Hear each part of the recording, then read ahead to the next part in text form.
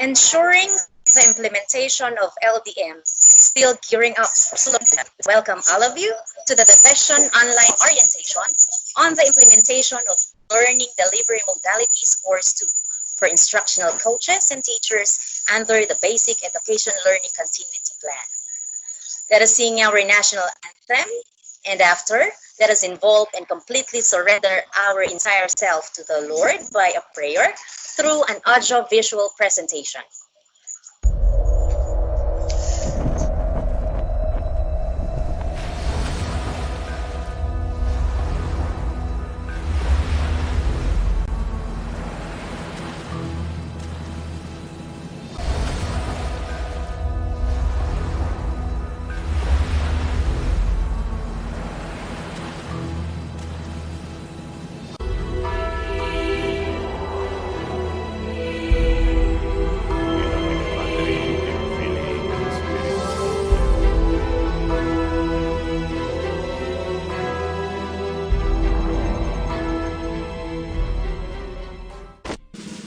Mga kababayan, ang pambansang awit ng Pilipinas.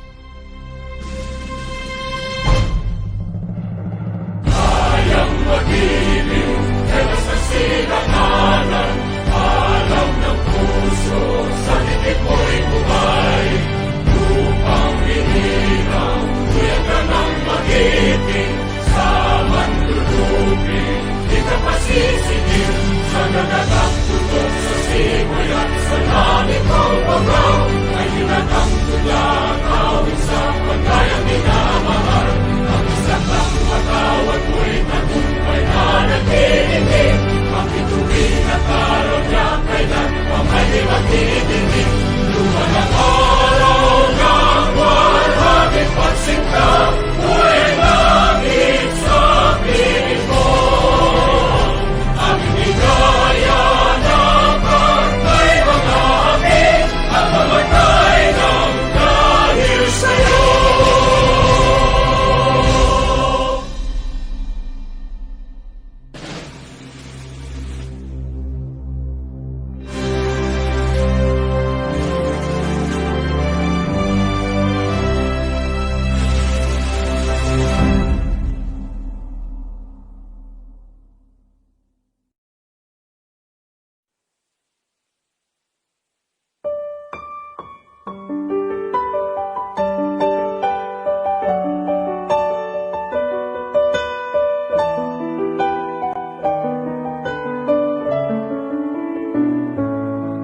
Ama namin, sumasalangit ka, sambahin ang ngalan mo. Mapasa amin ang kaharian mo, sundin ang loob mo. Dito sa lupa, para lang sa langit, bigyan niyo po kami ngayon ng aming kakanin sa araw-araw, at patawarin mo kami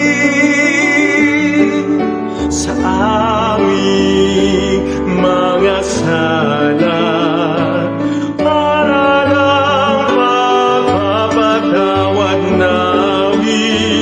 Sa nakakasala sa amin, at huwag mo kaming ipahintulot sa tukso, at iagya mo kami sa lahat ng masama.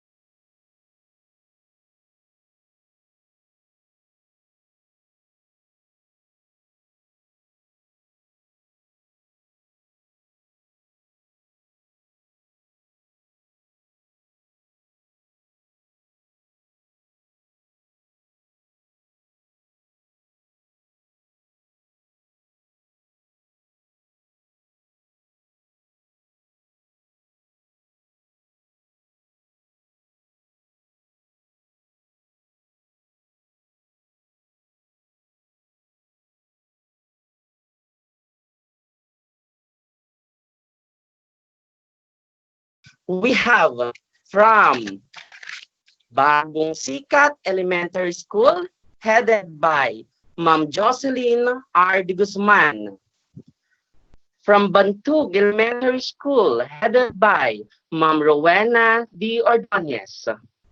From Bicol Elementary School, headed by Dr. Bernardo A. Gargabite. From Licaong Elementary School, headed by Sir Ronnie C. Rimando. From Kabisukulan Elementary School, headed by Ma'am Cecil R. Alvarez. From Calabalabaan Elementary School, headed by Dr. Marites Ringor. From Calisitan Elementary School, headed by Sir Ricardo C. Medrano. From Catalanacan Elementary School, headed by Ma'am Melanie M. Aquino. From Curva Elementary School, headed by Ma'am Michelle T. Jaime. From DepEd CLSU Laboratory Elementary School, headed by Dr. Marcial M. Merculio. From Franza Elementary School, headed by Ma'am Alona A. Gascon. From Governor Eduardo L. Hoson Memorial School, headed by Sir Edgardo A. Mengala. From Linglingay Elementary School, headed by Ma'am Alicia U. Santos. From Mapangpang Elementary School, headed by Dr. Maricel D. Hilvoligaya. From Munoz Central School, headed by Dr. Emily I. Fernandez. From Munoz North Central School, headed by Ma'am Merlita M. Ordonez. From Pandalia Elementary School, headed by Ma'am Joanna Marie T. Torda. From Rangayan Elementary School, headed by Dr. Novalin C. Rodolfo. From San Andres Elementary School, headed by Sir Christian U. De La Cruz. From San Felipe Elementary School, headed by Ma'am Rosario M. Sapitan. From Sapang Kawayan Elementary School, headed by Ma'am Divina M. Kapinpin. From Villa Quizon Elementary School, headed by Dr. Madeline D. Ilagan. From Villa Isla Elementary School, headed by Mr. Edwin T. Manuel. From Villa Nati Elementary School, headed by Ma'am Eileen G. Mactal. From Villa Santos Elementary School, headed by Ma'am Leia C. Lazaro. From Gabaldon Integrated School, headed by Ma'am Aurelia D. Estabilio. From Mangandingay Elementary School, headed by Ma'am Elvierita O. Paclibare. From Maligaya Elementary School, headed by Dr. Jenaline D. Tangonan. From Magtanggol Integrated School, headed by Sir Pepito D. De Guzman. From Maragol Integrated School, headed by Dr. Jan F. Del Mundo. From Palusapis Elementary School, headed by Ma'am Marilyn D. Sikat. From San Antonio Integrated School, headed by Dr. Joven La Rosa. From Rizal Elementary School, headed by Sir Dominador, Dr. Dominador M. Orpilia. From Ricardo Viola Adriano Elementary School, headed by Sir Jordan T. Nicodemos. Also, from Muñoz National High School Main Junior High School, headed by Ma'am Norma R. Framo. From Muñoz National High School Main Senior High School, headed by Dr. Emmanuel D. Alvarez. From Muñoz National High School Annex, headed by Dr. Elenita Romagosa. From Palusapis Integrated School, headed by Dr. Catherine M. Lazaro. So, once again, good morning sa ating lahat. Back to you, Ma'am Veron. Thank you very much, Dr. John D. Galera. And once again, welcome to all our participants. I am Veronica M. Aquino, and I am delighted to be your Master of Ceremony this morning. Setting up the tone for today's orientation, let us welcome Dr. Zurex T. Bakay, our Assistant Schools Division Superintendent.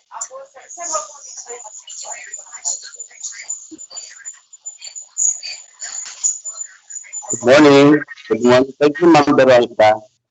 So, good morning po to our SBS, Sir Dante Parungaw, to our two chief, Sir Larry and Sir Bernie, all our school heads, our EPS, uh, to all our teachers, magandang umaga po. So, welcome to our division online orientation on the implementation of the Learning Delivery Modalities Course 2. This is for the instructional coaches and teachers under the Learning Continuity Plan Basic Education. Actually, katatapos lang po natin the LDM Course 1 for our instructional leaders and other twin officials. At ngayon po, we will conduct this LMP Course 2 for our teachers and master teachers. At napakahalaga po nito ng orientation ito because our teachers, our master teachers, sila po ang ating frontliners in line with Department of Education. Kung meron tayong mga nurses and soldiers na frontliners din, in the Department of Education, our dear teachers are the frontliners. It's very important na maibigay sa kanila yung tamang orientation, particularly on our learning delivery mode. Yung pong iba't iba nating mga delivery modalities, sample online, blended, modular, para ma-conduct po nila ito ng napakaayos at mabuti. And at the same time, following the health protocols in line with the IATF. And syempre, we wanted to secure the safety of our dear teachers and students and everybody. At kaya naman dito, napakahalaga din yung mental health ng ating mga teacher. So with this seminar, inahanda po natin ang ating pong mga kaguruan, ang ating mga teachers at lahat po tayo to see to it na maging successful po ang opening ng ating klase at hindi lang po opening, pati din po yung pagkakandak na natin, particularly on our mission that education must continue. Napakahalaga po kasi na maituro natin na sinasabi natin yung most essential learning competencies. And we will not be successful kung hindi po natin may bibigay sa ating mga estudyante yan. At napakahalaga po ang role ng ating mga dear teacher, master teacher. That is why today, lahat po ng sasali dito sa ating seminar ay sana po at po ng ating matutunan ay maibigay natin pagdating natin po sa ating mga paaralan. So yun lamang, at bago ko po tapusin, this time of crisis, this time of pandemic, meron lang akong quote na idadagdag para sa inyo na sana po kaya magbigay po ng inspiration sa inyo. So sabi dito ni Jack Luman, never stop learning, for when we stop learning, we stop growing. So during this time of pandemic and challenges, matuto po tayong maging open to stop, to learn more, para lalo po tayong mag-grow para sa ating pong estudyante, para po sa ating department. Magandang umaga po and God bless po sa science. Salamat po.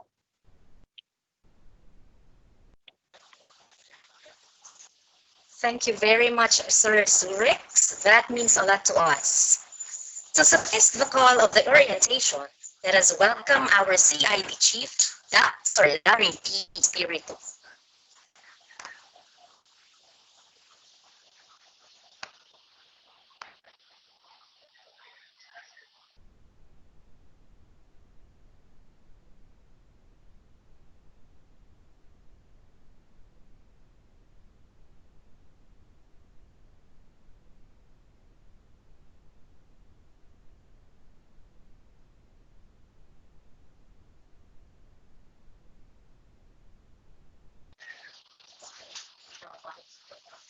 Miss Pilar.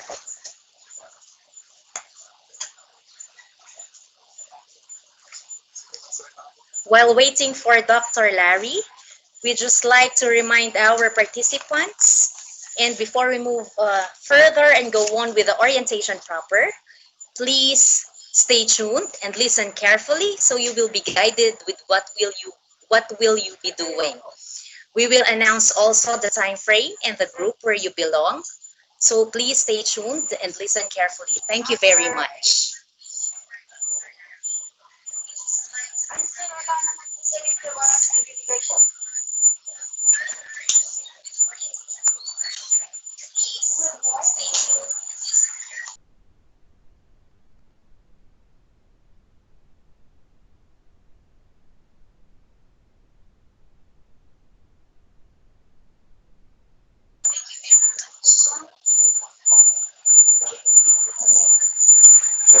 Again po, just like what Sir Surex mentioned a while ago, this is very much important to our dear teachers and to our instructional leaders. So we would like to remind you to please stay tuned and listen carefully so you will be guided with what you will be doing, as we will announce also the time frame in the group where you belong later. Thank you very much.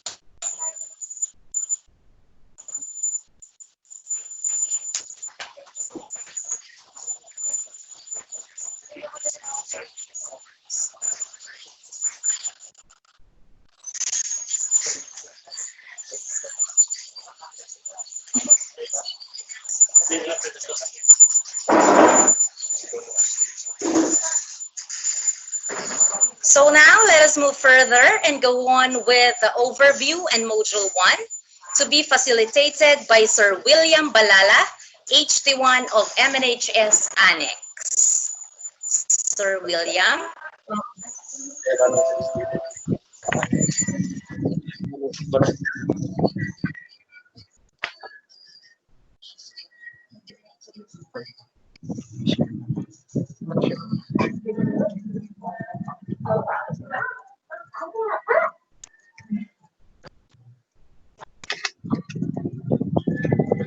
Select ako muna ito sa natin.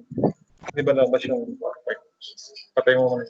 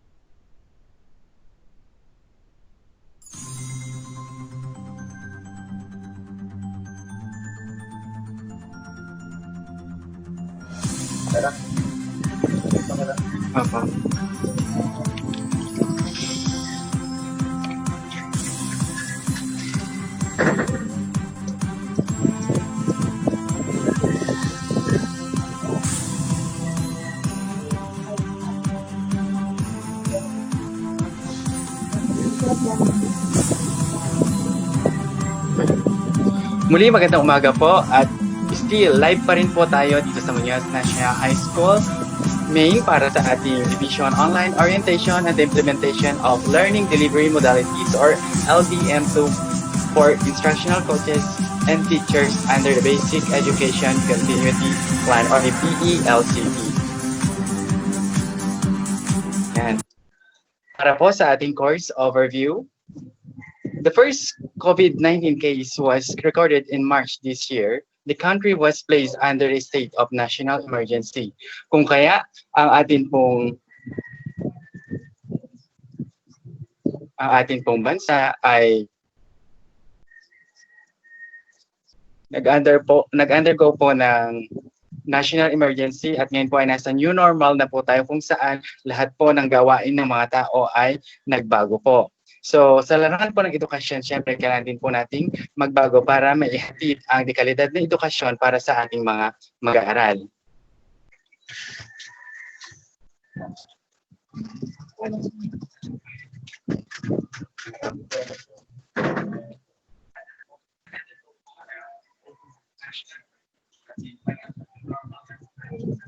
Ang Department of Education po ay nag-formulate ng Basic Education Learning Continuity Plan kasama po ng iba't ibang ahensya ng ating pamahalaan. Ngayon po, pamilyar na po ba kayo sa mga Learning Continuity Plan ng ating mga schools? So sana po ay sa ngayon, after this orientation, ay maging aware na po tayo dahil hindi pa rin po huli ang lahat. So kausapin po natin ang ating mga mahal na school heads para sa discussion po ng ating Learning Continuity Plan na magagamit po natin sa pagsagot ng mga modules dito sa ating LDM Course 2.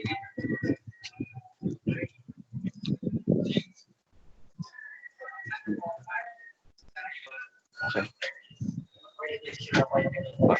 Noong nakaraang August po ay natapos na po ang tinatawag nating LDM 1 or Learning Delivery Modalities Course 1 para po yon sa ating mga school heads. So, ang main focus po nun is the implementation and management of alternative learning delivery system kung saan dito po ay masusing tinagpanuhan ng ating mga school heads kung ano nga ba ang gamitin nating modality sa ating school.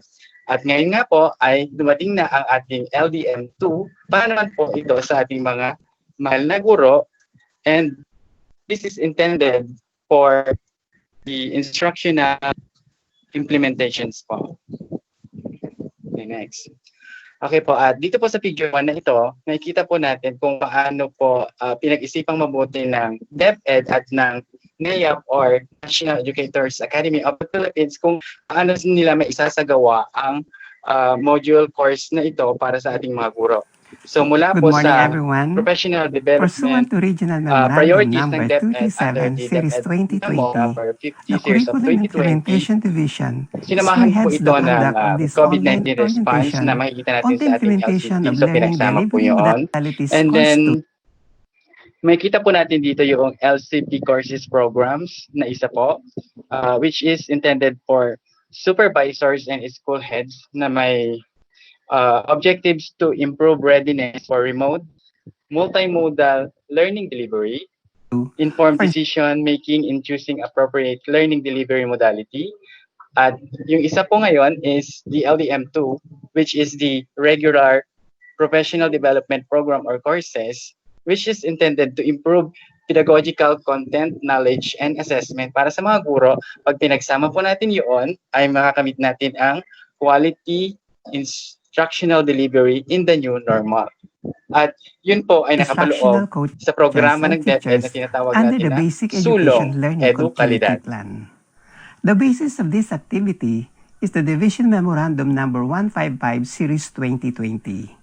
And we are gathered virtually today for the following objectives. By the end of this First, course, you will be able improve to the readiness know the of different teachers LDMs and and school leaders platforms, for the features, implementation and uses, management and of learning pedagogy. So delivery maisa-isa po modalities natin ang consistent with the kaibahan ng policies and mga coordinated learning response modalities po framework na ating adopted by the government. gagawin sa bawat paaralan. Second, And then to second, provide plan guidance for the to the field implementation of the officials school in adopted making informed LDMs. decisions Then related third, to the prepare learning implementation of the materials and different learning resources needed modalities for the which are LDM. appropriate to And context. lastly, And to be confident lastly, in to executing address lessons concerns of in the new participants LDM. regarding the So yun po implementation ang of ating mga course LDM2. objectives. I'm hoping that you will stay with us today till Okay, 12 our noon. course design, The content, and topics to be delivery. discussed by our able Tandaan po natin, facilitators are ang ngayon new essential normal po to ay all of gagamit po us to tayo ng face the mga challenges of the new normal. self-learning With that, modules, di po ba? thank you very much So, for your ngayon useful po, bago po cooperation. natin ipagawa ang Again, mga good bagay na morning. ito sa ating mga mag-aaral, ipapa-experience po muna ng DepEd at ng NEAP sa bawat guro kung paano nga ba magsagot ng self-learning modules. Okay po. At ito po ngayon ay gagawin natin sa pamamagitan ng pagsagot ng self-learning modules and co-learning and collaboration through learning action cells. So familiar po ba tayo sa ating LAC? Nakabuo na po ba tayo ng mga LAC profiles po ng bawat school?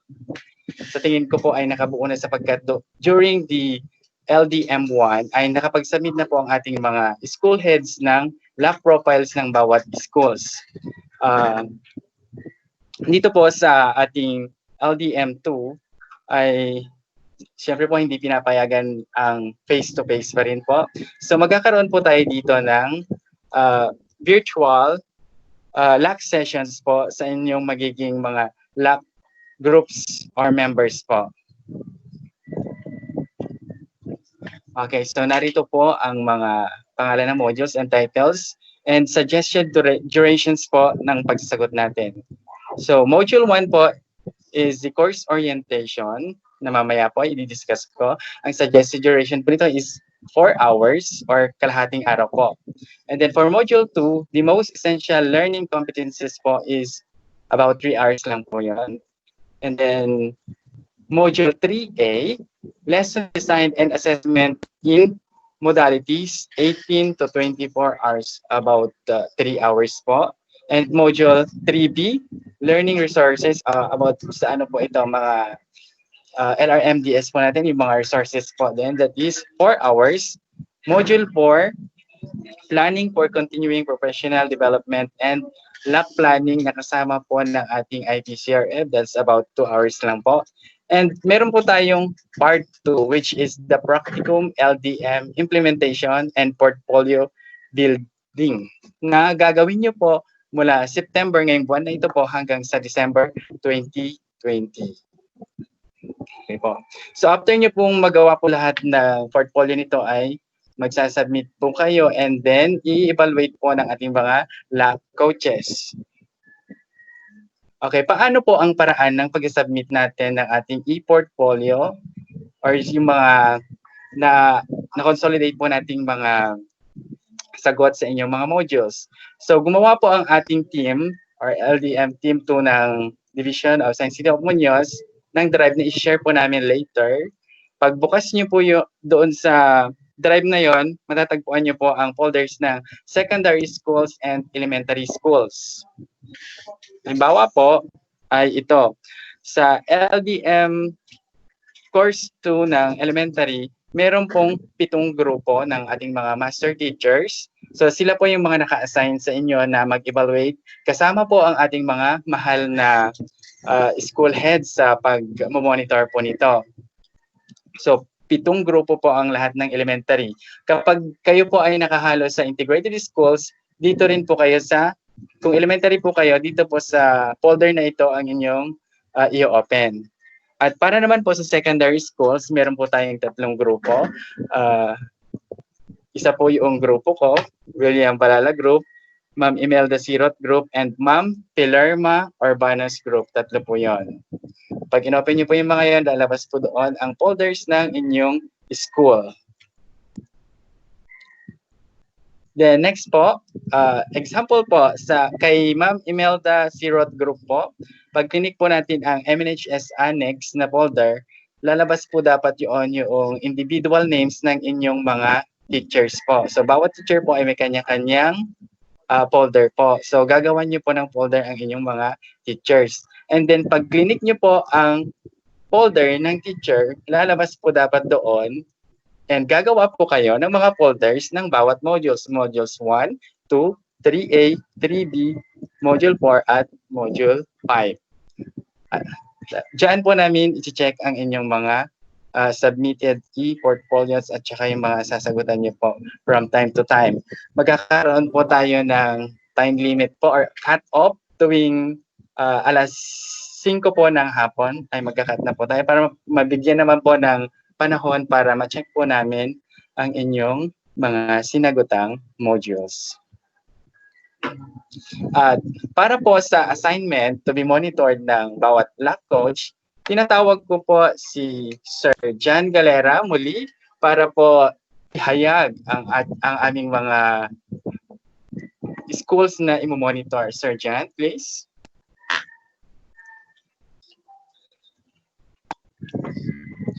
Thank you, Sir William. At eto po, let's meet the name of our coaches, the contact details, and the schools to be monitored. Kasama po natin dito ang ating mga LAC leaders, which are the school heads. Coach Helen V. Alvaran, Master Teacher 2. You can contact her at 0975-912-1785 or at Helen Alvaran 001 at deped.gov.ph. Hawak niya pong imo-monitor ang DepEd CLSU Laboratory Elementary School, Franza Elementary School, Likaong Elementary School, and Linglingay Elementary School. So kaagapay po natin siya.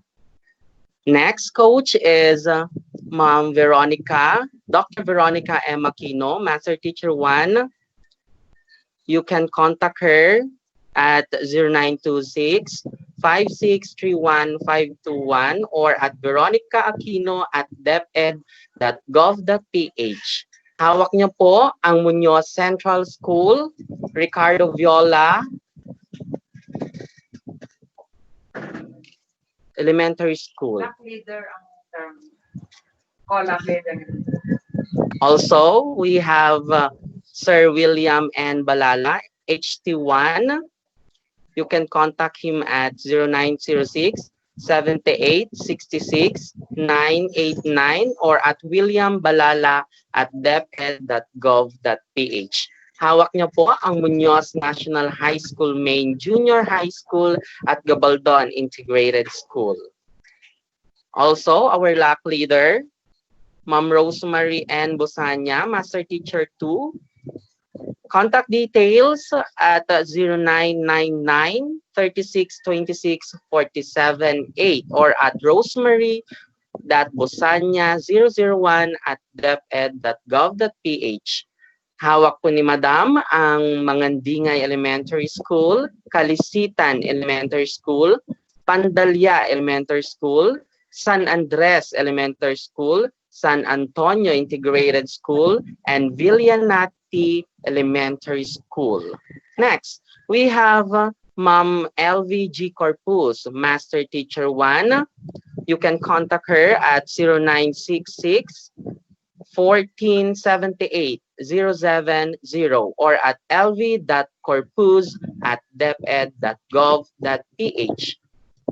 She will be monitoring the Bicol Elementary School, Maligaya Elementary School, Villa Quizon Elementary School, Magtanggol Integrated School, and Maragol Integrated School. Of course, yours truly, John Galera. You can contact me at 0919-5323-854 or at john.galera001@deped.gov.ph. I'll be handling Bagong Sikat Elementary School, Catalanacan Elementary School, Gabaldon Integrated School, San Felipe Elementary School, Sapang Kawayan Elementary School, and Villa Santos Elementary School. Also, we have Ma'am Imelda B. Sikat, Master Teacher 1. You can contact her at 0926-407-2281 or at imelda.sikat@deped.gov.ph. She will be handling the Balante Elementary School, Kabisulan Elementary School, Kalabalabaan Elementary School, Palusapis Integrated School, Rangayan Elementary School, and Villa Isla Elementary School. Also, hindi ko na makita. Ito, sir. We have Ma'am Imelda V. Sirot, our HT3 You can contact her at 0919-6369-213 or at imelda.001@deped.gov.ph. She will be handling the Muñoz National High School Annex, Maragol Integrated School, Magtanggol Integrated School, and San Antonio Integrated School. Also, we will be having our leader, Ma'am Filerma G. Urbano. You can contact her at 0905-333-9600 or at filerma.urbano001@deped.gov.ph. So she will be handling or monitoring the Muñoz National High School Main Senior High School and the Palusapis Integrated School. Next, we will have Ma'am Teresita E. Ventura, or Master Teacher 1. You can contact her at 0905-729-1929 or at teresita.ventura001@deped.gov.ph. So she will be handling the Muñoz North Central School, Bantog Elementary School, Curva Elementary School, and Mapangpang Elementary School. And that's it. So magsama-sama po tayo para sa ating LAC plan and working plan. Back to you, Sir William.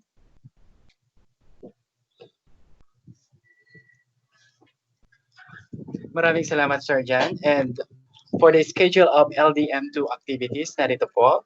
For September 8, ito po yung ginagawa natin ngayon, which is the division orientation on LDM2 for teachers and instructional coaches.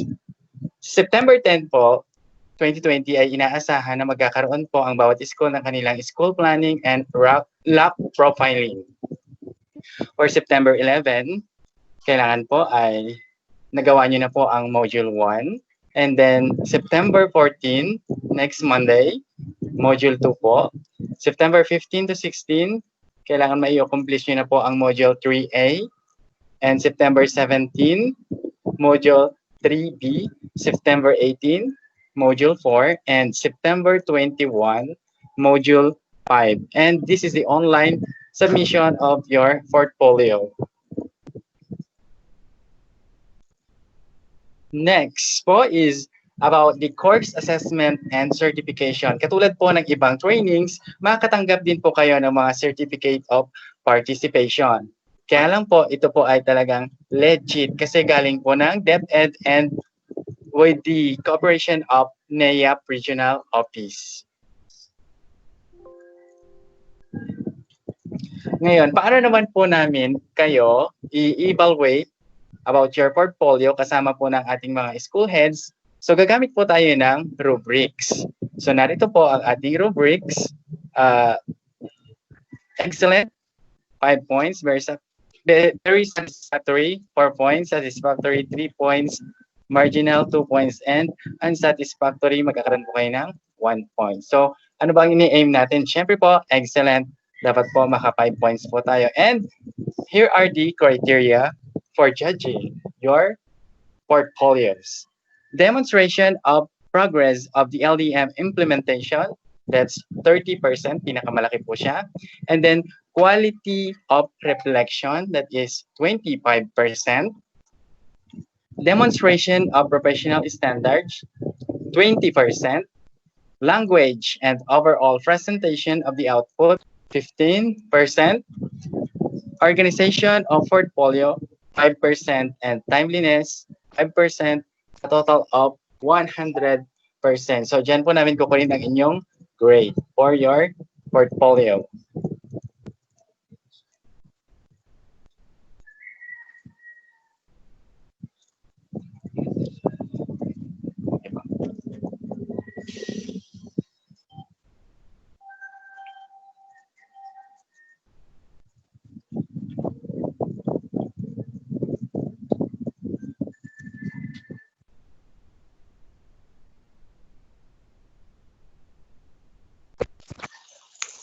Thank you, very much, Sir William and Sir John. Again po, we'd like to remind you that we will be working closely with the instructional leaders. Yun po yung mga principals. Kami po na umattend sa beta testing will be working closely together with your school heads. And of course, our supervisors will be monitoring the foregoing. So I hope that, we made that very clear to all of you. And another reminder, LAC sessions are included in the activities but may be optional as determined by the LAC members under the guidance of the LAC leader. Again po, LAC sessions are included in the activities but may be optional as determined by the LAC members under the guidance of the LAC leader. We will now be moving on with the course orientation for Module 2 to be facilitated by Ma'am Filorma G. Urbano and Dr. Imelda Sirot, head teachers from Muñoz National High School, May.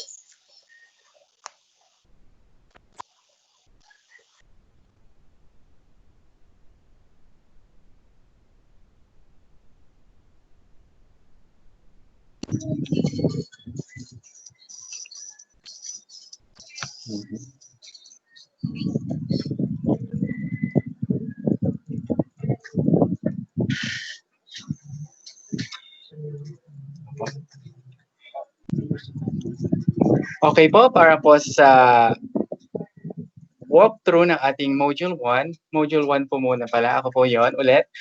Welcome po ulit. Okay po. For our Module 1, the objective is to describe what this course is about and how it will help you manage the teaching learning process in the modalities. And we have 2 lessons for this module. Number 1 is course overview, yun ang ginagawa natin. And lesson 2 is organizing your learning action cells. For lesson 1, course overview, meron po siyang 3 activities. Number 1 is reflecting on the course overview. 2, describing your context. 3, discussing answers to activities 1 and 2. And for the lesson 2, 3 activities din po siya. Reading the DepEd Order number 35 series 2016 and reflecting. Activity number 2, conducting your first LAC session.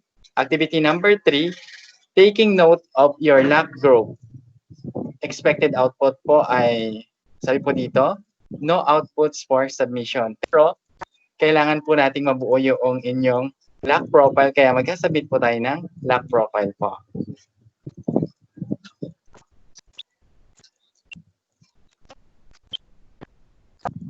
Okay, para po makita ninyo ang example po ng module, yung content po kung paano po yung itsura niya, yung pagkakagawa po niya ay narito po. Halimbawa po yung lesson number 1, andyan po yung kanyang course overview, ilalahad po dyan kung paano, ano ang gagawin natin sa module na ito. Meron pong nakalagay na key concepts kung ano po yung mga dapat ninyong pag-aralang words, kailangan pong ma-memorize ninyo yan. And then yung mga resources required, like LDM course overview para sa ating module number 1, lesson 1. And then, ito po yung halimbawa ng activity number 1. Sasabihin po dyan, basahin ninyo yung LDM course overview na nakalagay sa ating drive. So, hanapin nyo po doon. Actually, naka-arrange naman na po siya, nakaayos na po sa bawat folders na i-upload po natin para hindi na po kayo maghanap kung saan hahanapin. And then, may mga tanong po doon na dapat ninyong sagutan. Halimbawa po sa ating activity number 1, matapos nyo pong basahin yung LDM course overview, ito po yung mga tanong. What is the main delivery of this course? Saan nyo po ito sasagutan? Magandang tanong po yun. I-record po namin kayo na kailangan nyo pong sagutan ito gamit ang mga notebooks. Kaya lang po mayroon tayong option sa pagsusulat ng notebook. Pwedeng gumamit po kayo ng regular notebook yung sinusulatan po. That is option number 1. Option number 2 po ay pwede niyo gamitin yung mga laptops and computers gamit ang MS Word at kung ano pa mang pwedeng sulatan doon or mga notes, pwede po yon. And another one is yung inyong mga smartphones or iPhones, pwede rin po doon. And then, next, activity number 2 po, answer the following questions. So, by filling out the table in your notebook. So, kung mapapansin niyo po, lagi kayong magbabasa po rito tulad ng ipapagawa natin sa ating mga estudyante, basa po tayo ng basa.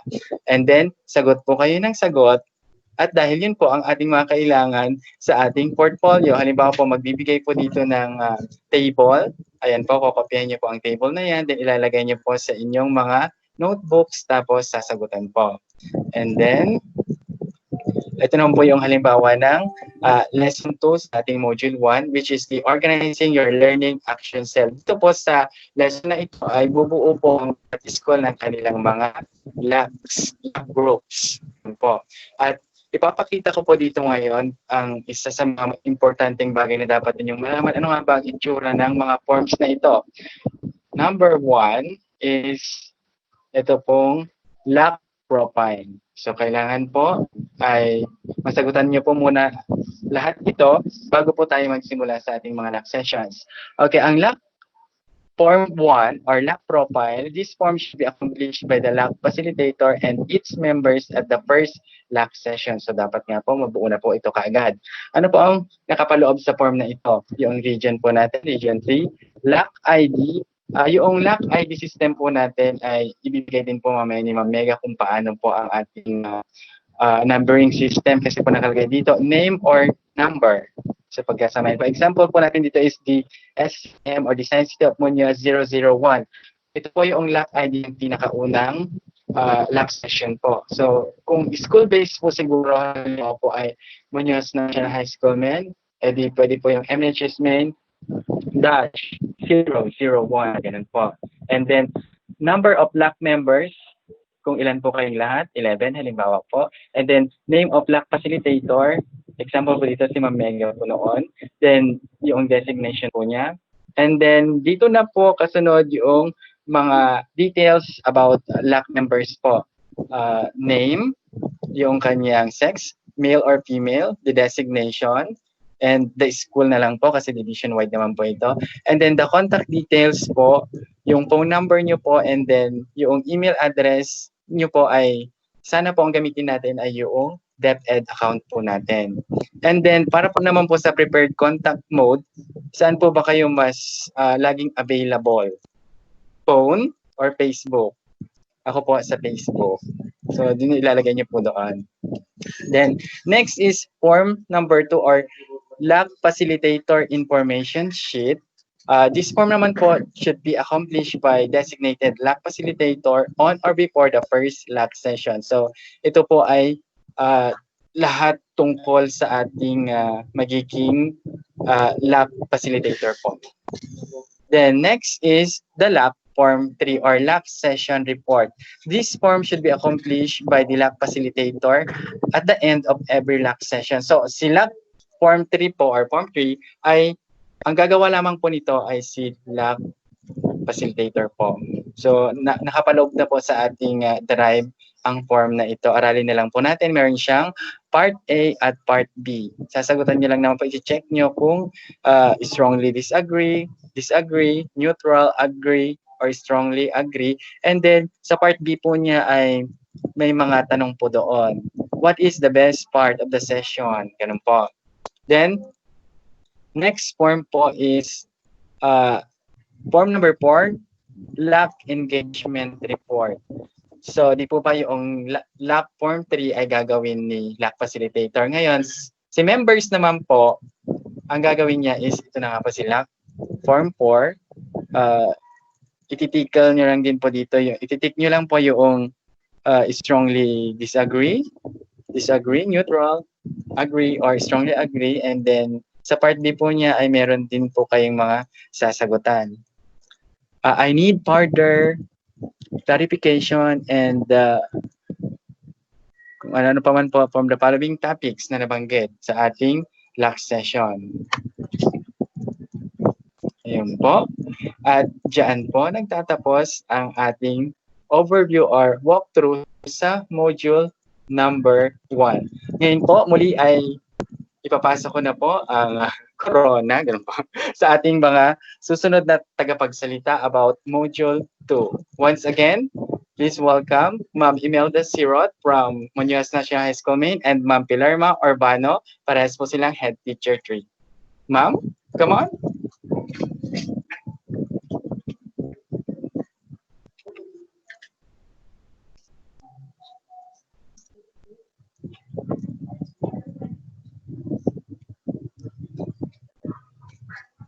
Good morning po sa ating lahat.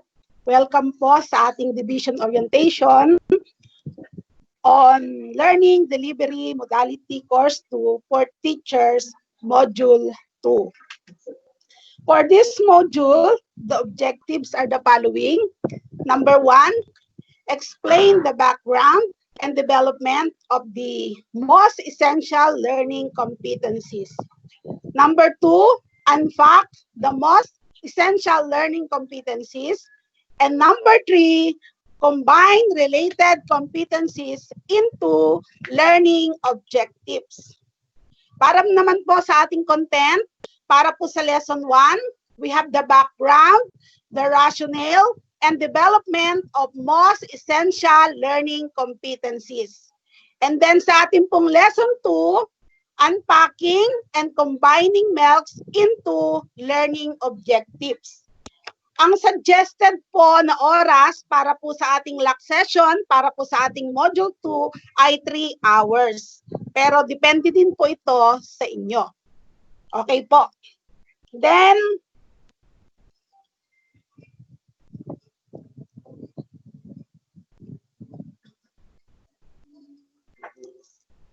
para po sa ating lesson 1, dun po sa background, rationale, and development of MELCs, sa ating pong activity 1, nakapaloob po doon yung reflecting on learning continuity and congested curriculum. Para po sa ating activity number 2, familiarizing on the design and development of MELCs. Activity number 3, comparing the K-12 competencies and MELCs. And then po sa activity number 4, discussing answers to activities 1 to 3 plus yung ating pong LAC. And then po, para sa ating lesson 2, ito po ay papaliwanag at ibibigay sa atin ng aking kapartner, ang hardworking, brilliant, and gorgeous Science Department, Ma'am Lerma Urbano.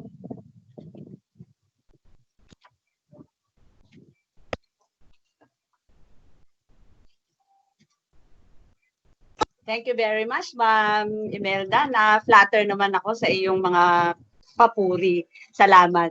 Okay po. So for lesson 2 is all about unpacking and combining MELCs into learning objectives. So in this session, you will familiarize yourself with unpacking and combining MELCs into learning objectives. By the end of this lesson, you will be able to, number 1, understand the vital considerations in unpacking and combining MELCs. Bakit daw kinakailangan o ano-ano ang mga konsiderasyon, bakit kinakailangan natin na i-unpack at i-combine ang mga most essential learning competencies. Number 2, unpack and combine sample MELCs. So dito po sa lesson 2 ay may experience po ninyo na mag-unpack at mag-combine po ng sample na MELCs. And lastly, affirm that unpacking and combining MELCs provide curricular flexibilities to field implementers. Okay, so yan po yung ating mga objectives. Now, the key concepts or key topics rather and concepts for lesson 2, you will be learning more about unpack, yung word po na unpack, curriculum standards, essential learning competencies, content standards, and performance standards.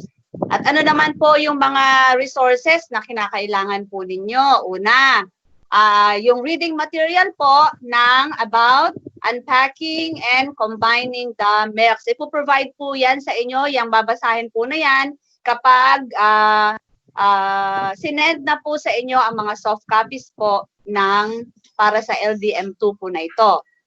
Pangalawa po, you will be needing your learning areas original K-12 curriculum guide. Ay wag nyo pong itatapon yan kasi kailangan pa rin po nyo yan. And corresponding list of your most essential learning competencies. Do you already have your copies of your MELCs?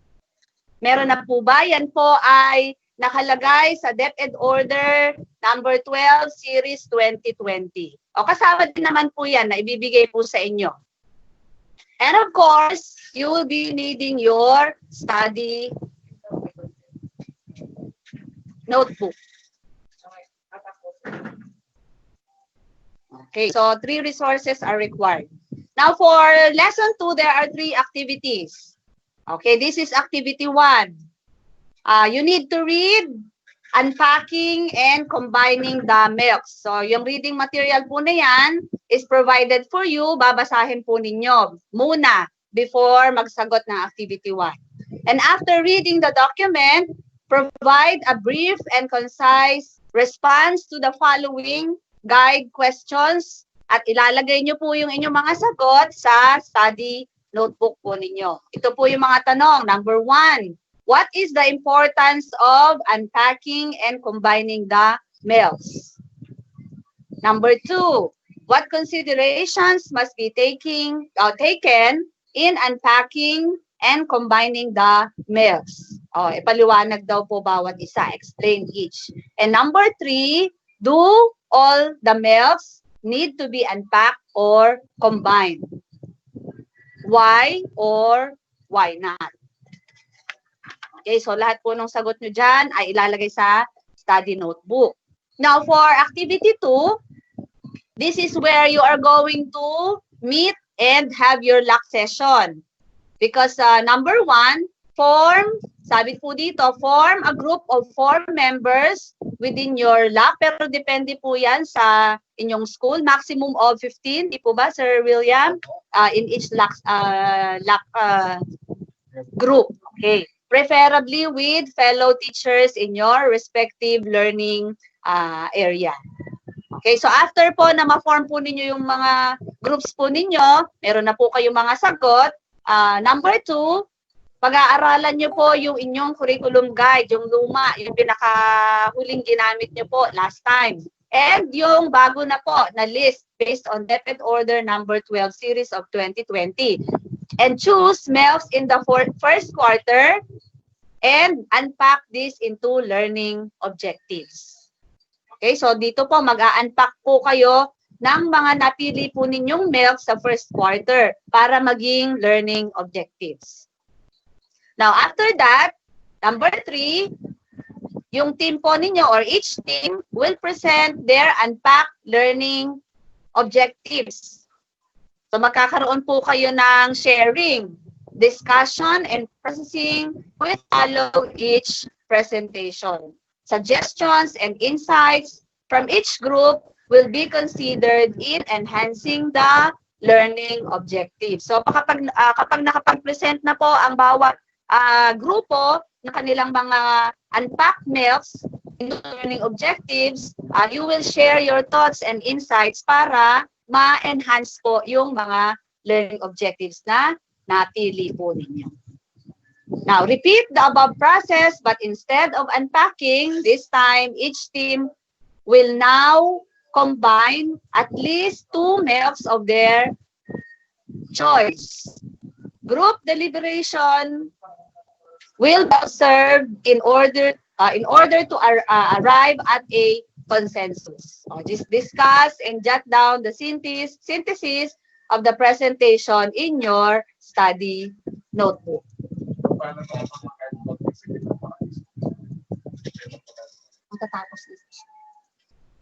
Okay, and the last activity, activity 3, submit your activity 2 outputs to your lock leader and make sure to keep a copy of your output. So, for module 2, there is only one output, which is the sample MELFs unpacking presentation. But the rest of your answers should be written on your study notebook. So, that ends module 2. Napagod yata ako, ang haba. Okay, so that's all for module 2. Thank you very much. And we will have a short break. Thank you very much, Ma'am Felorma. So, while having some technical glitches, we will be having a 15-minute break. We hope po that you have take down notes while the slide is not functioning. But rest assured po that the contents of the slides will be uploaded and will be given to you through Google Drive. So we'll be having now 15-minute break. See you again later. And so we're back. And now, ensuring that the participants have common perspective of the course, it is with honor to introduce to you our CID Chief, Dr. Larry B. Espiritu.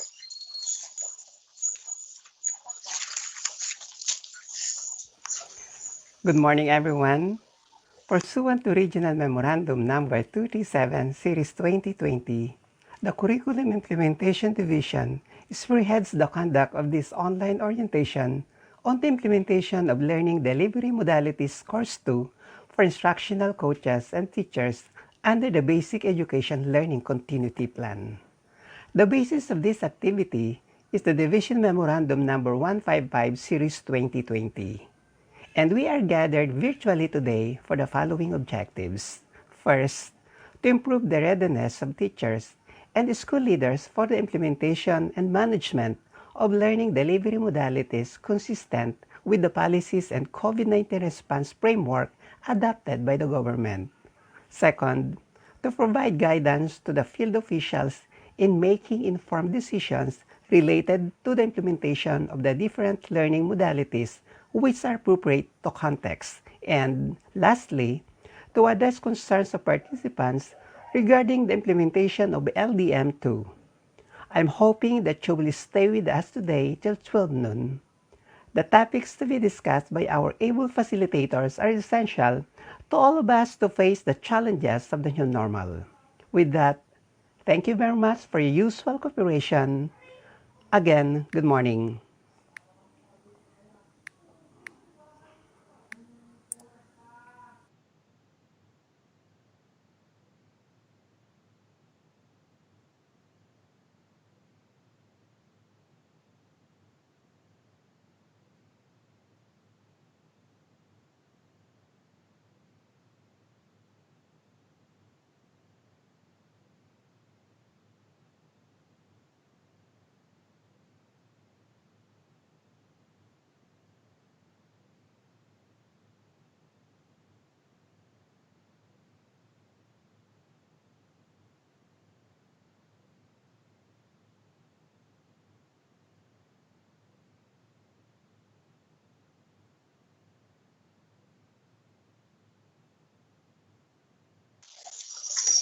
Thank you very much, Dr. Larry.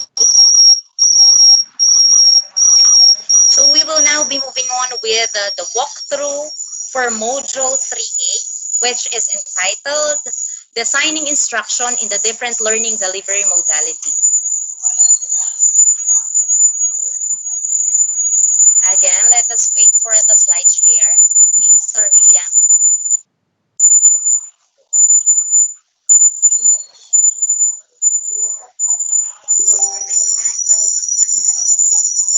Okay, there. Module 3A is entitled Designing Instruction in the Different Learning Delivery Modality. So this module will focus on how lessons and assessments are designed for the distance learning delivery modality, of course still prescribed by the Basic Education Learning Continuity Plan. The objective of the module are the following. First is to differentiate between the learning delivery modalities prescribed by the LCT, apply lesson design and assessment considerations for distance learning, create a weekly home learning plan to guide your learners as they do independent study at home, and create an individual learning monitoring plan to keep track of the progress of learners who lag behind in completing the prescribed task. So what will be the module contents? Lesson 1, understanding the different LDMs. Lesson 2 will focus on the designing lessons and assessments in the different LDMs. We have lesson 3, which is guiding and monitoring learners in the different LDMs. And you will have here LAC session 3A. So the estimated time required is 18 to 24 hours. Again, there is a reminder that LAC sessions are included in the activities but may be optional as determined by the LAC members under the guidance of the LAC leader. So this is now lesson 1. We have now lesson 1.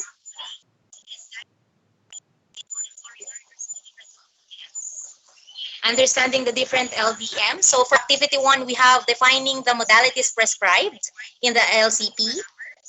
For lesson 2, yes, for lesson 2, we have diving into distance learning.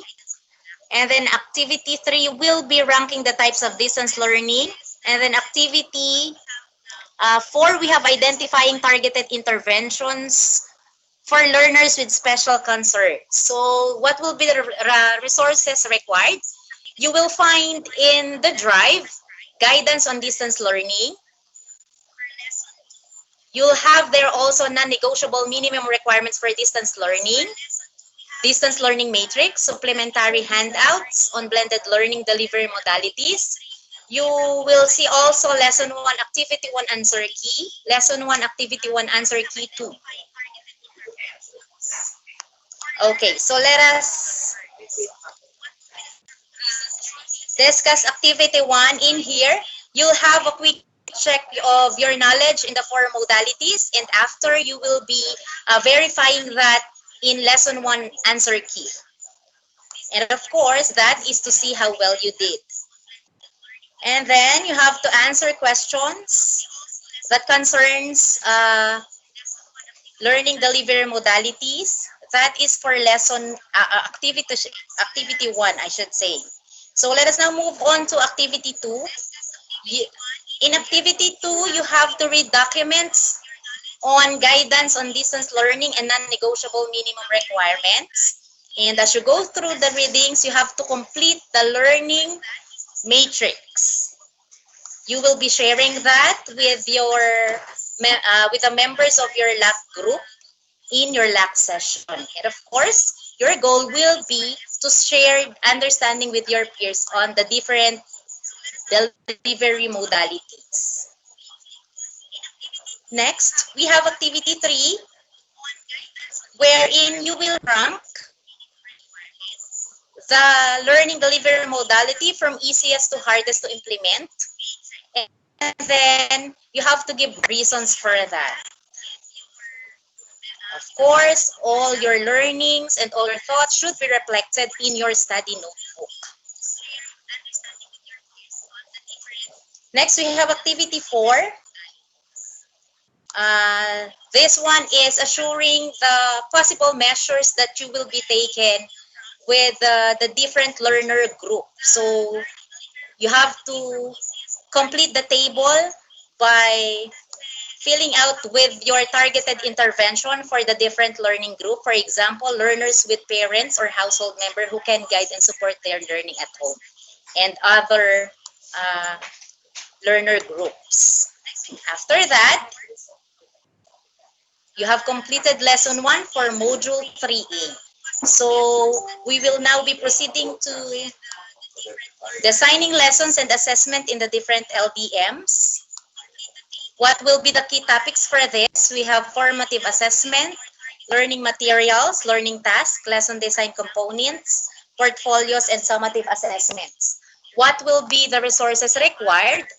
DepEd Order number 42, Series 2016, which is entitled Policy Guidelines on Daily Lesson Preparation.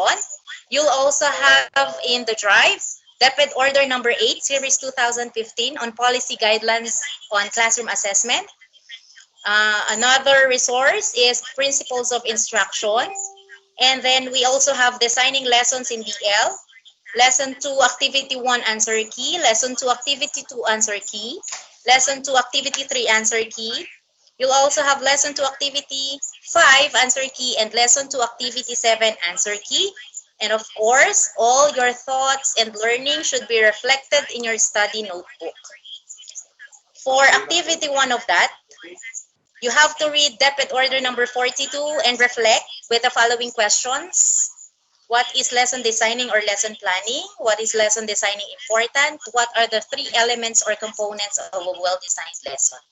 And then, for activity 2, you have to again complete the table before the lesson, lesson proper, and after the lesson, after going through the materials for reading. And then, for activity 3, lesson design does not end after implementing the lesson. So you have to copy the components of the daily lesson log. And then, okay, for the next activities for Module 3A, I am turning you over to Dr. John D. Galera.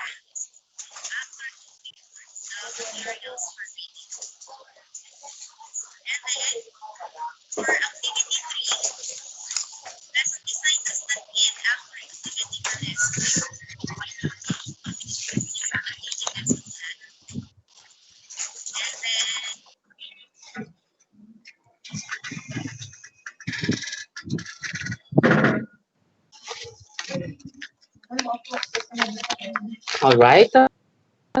So let us continue the module 3A, lesson 2 of activity 5.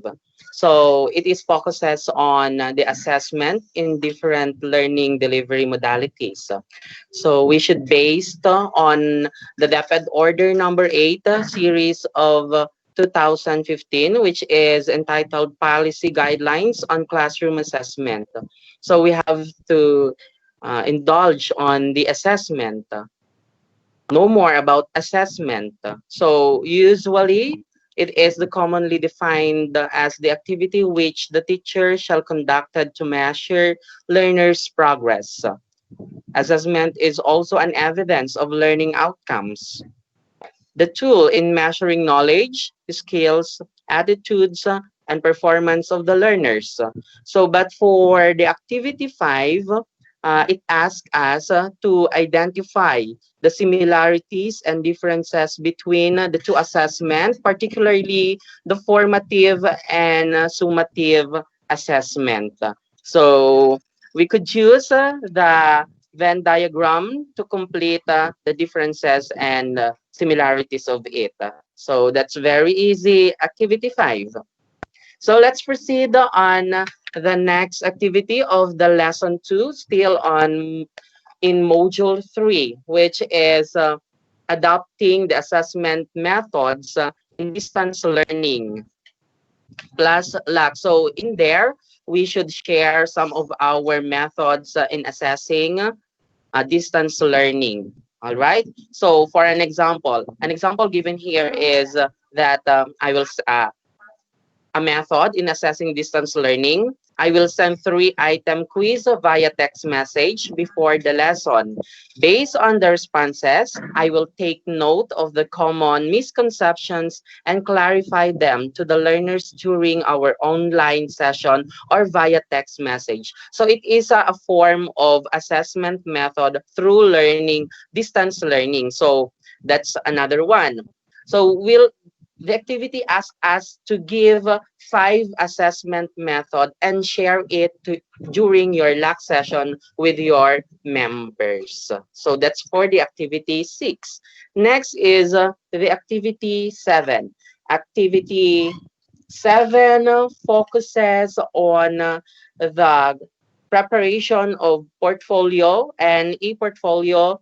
So we have to read the guidelines in the preparation of it and on how to construct and use the portfolio. So let us always be reminded that in the preparation of portfolio, there is no fast rule that states a clear list of items that should be included. So, free po tayo doon. Kanya lang dapat magkukonvene po ang teachers, administrators, the students, the learners, collectively on what to include in their portfolios. It could be a project, presentations, critiques, or collection of multimedia resources. Let's also remember the fundamental principles in making portfolio and e-portfolio as are follows. First one, The teacher should explain the benefit of portfolio and e-portfolio to the parents and learners. The next, establish clear expectations. Third, show models of successful portfolios and e-portfolios. Next, scaffold student learning. Then tie portfolio to your assessment and make it social by allowing other learners to view comments and other portfolios. Also, let us have the parts of the portfolio. First one is the cover page. The second one is the table of contents. The third part is the portfolio entries. Doon na po natin ilalagay lahat. And the last one would be the feedback of parents and guardians. And that's it. So on the activity 7, it asks us to build a learner's portfolio. So gagawa po tayo na yan. So that comprises our activity 7, lesson 2. Also, the activity 7 who wanted us to answer some questions and that needs a short answer such as true or false. Now, let's proceed to the lesson 3, which is guiding and monitoring learners in different learning delivery modalities. Okay, the first activity, understanding the weekly home learning plan, or the WHLP. So we have to indulge ourselves on the different key concepts in making weekly home learning plan. These are the learning area, learning competencies, learning task, and the mode of deliveries. Madali lang naman po yan.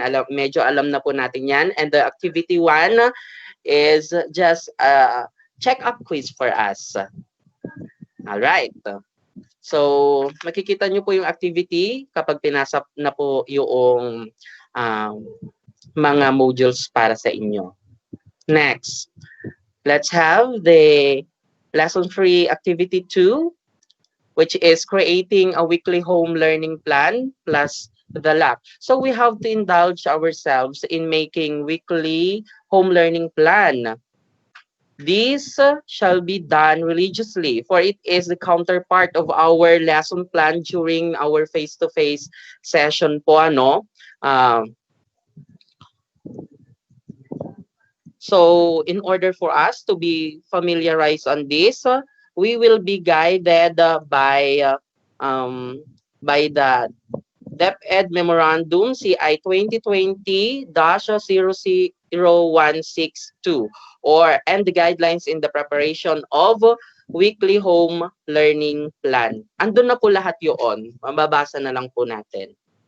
And so, also, before we move on to the activity 3, which is differentiating the weekly home learning plan from the individual learning plan, we have to familiarize ourselves also on the individual learning monitoring plan. Ano? Same po, kasama na po yan sa guidelines. Yung IMLP po natin. So bago natin masagot yung activity 3, during the activity 2, idagdag na po natin yung familiarization on the ILMP po natin. Okay, for the activity 3, differentiating the weekly home learning plan from individual learning monitoring plan po natin. Ano? So, as we go along through our readings po on the preparation of WHLP and ILMP, we can differentiate the two on its purpose, for whom, the components, and if it has to be communicated to parents. So that's how simple the activity 3 po. Next, the last activity for lesson 3 and for the module 3A. So there will be a scenario of creating an individual learning monitoring plan. There will be a scenario given to us, and we will be doing some strategies and interventions for a single child. An example given here is that assume that after going through the outputs submitted by our learners, one of them has problem completing the learning task for the first 2 weeks. So the teacher will think a possible difficulty that the learner may have encountered in accomplishing the learning task. So we will be applying the learning that we had from the ILMP, less activity 3, so that we can make an individual learning monitoring plan for that single student. So that's it. We will be making an individual learning monitoring plan. Now I think let's proceed to the next module, which is the module 3B. Back to you, Ma'am Veron. Thank you very much, Sir Jan.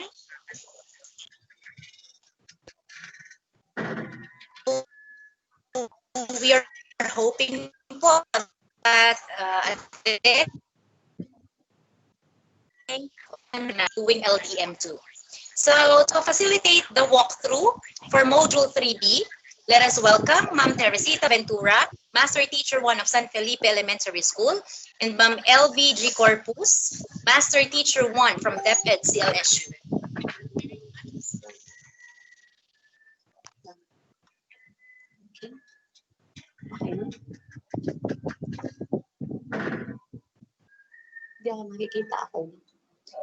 Okay. So, good morning to all of our viewers here at live streaming on Learning Delivery Modalities course for teachers, or the LDM2.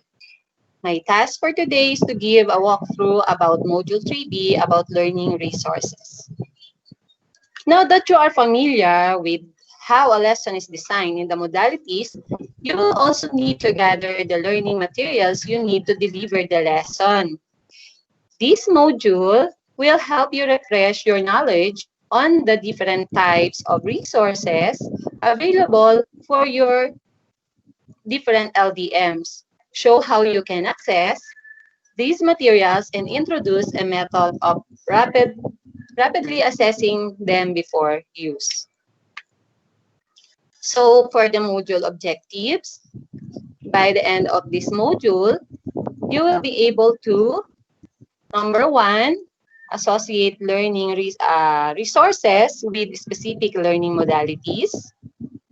Number 2, access resources from online portals such as DepEd Commons and LR portal of the Department of Education. Number 3, explain the importance of using quality assured LRs. So for the module content, we have lesson 1, the learning resource maps for distance learning. So under lesson 1, we have the following objectives. Okay. By the end of this session, in lesson 1, which is the learning resource maps for distance learning. Okay. We are able to, number 1, assess the LR needs and concerns in your school. Number 2, discuss and reflect on the needs and concerns.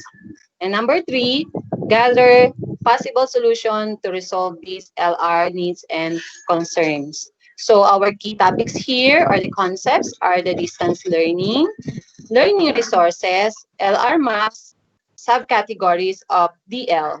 And then we have the resources required. We need the learning resource map and then our study notebook. For the lesson 2,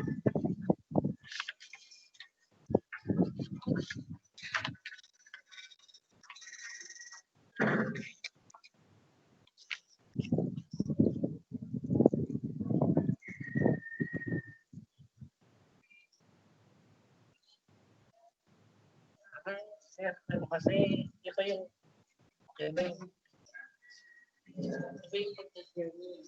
Hindi ko sa pag-check ay pag na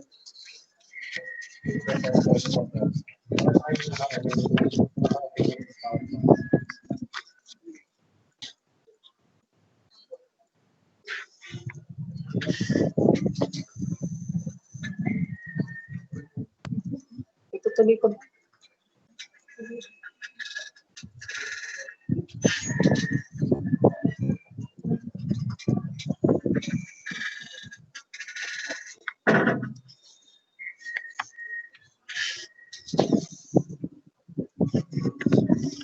Okay, let's proceed to lesson 2, which is accessing learning resources from DepEd portals.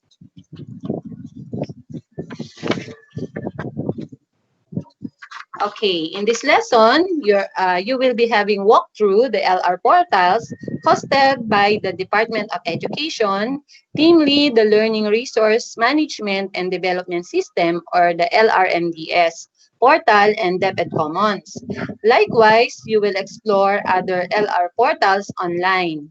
So the objectives by the end of this lesson, you will be able to, number 1, establish access to various LR portals.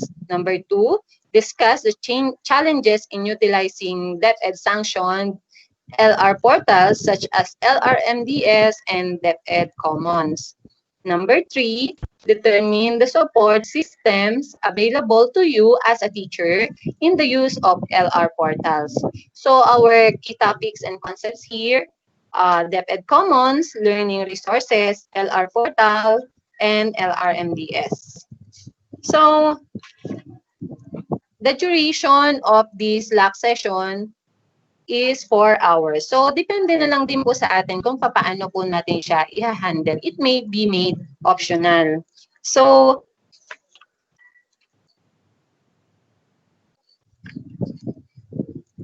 okay, for lesson 1, the learning resource maps for distance learning, you are going to explore 2 activities. Activity 1, you are going to answer questions about the learning resources map. And then in activity 2, discussing answers to activity 1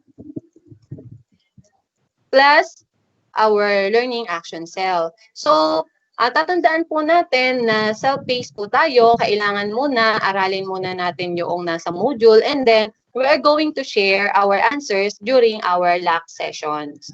Okay, so for the lesson 2 naman, accessing learning resources from DepEd portals, we have activity 1, accessing and exploring LR portal and DepEd Commons.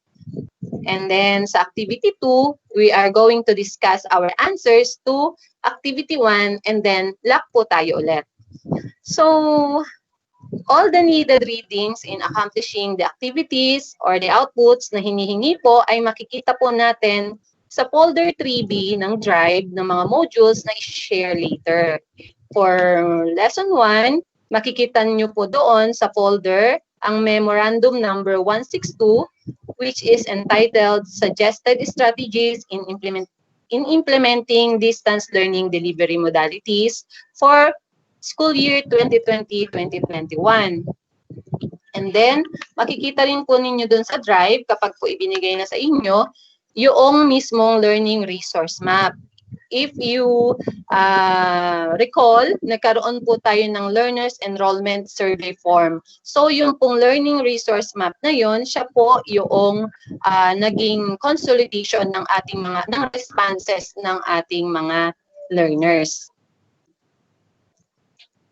So, sa lesson 2 po, we have also the OUA memo dated March 17, 2020, which is entitled Introducing DepEd Commons. So, naging familiar po, naging maingay po ang pangalan ni DepEd Commons nung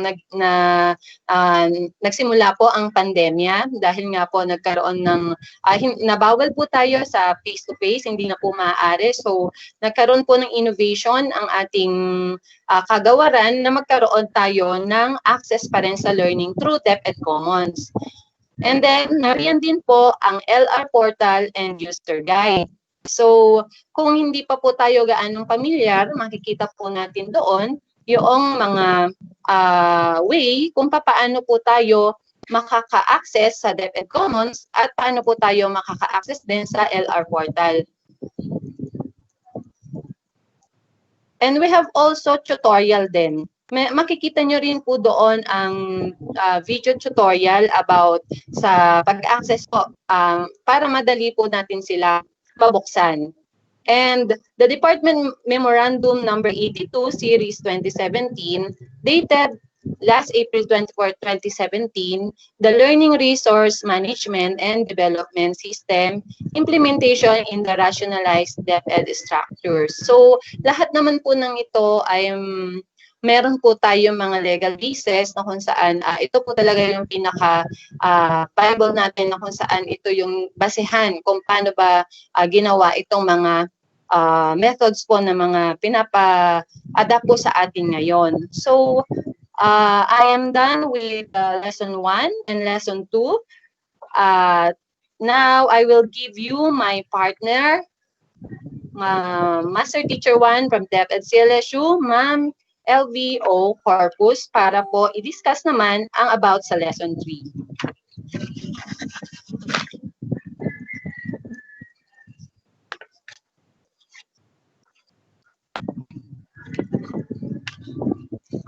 Thank you very much, Ma'am Tere. Magandang umaga po sa ating lahat. Nakakahinga pa po ba kayo? Parang nakikinita na po natin na napakarami po nating gagawin. Ano po? Okay lang po yun. Nandiyan naman po ang ating mga principals and coaches and of course our co-teachers para po magsuportahan sa isa't isa. So this time po, I'll be presenting lesson 3 of module 3B, and this is all about assessing the LR materials. Now you are familiar with the LR portals and the resources that are available for you and your learners.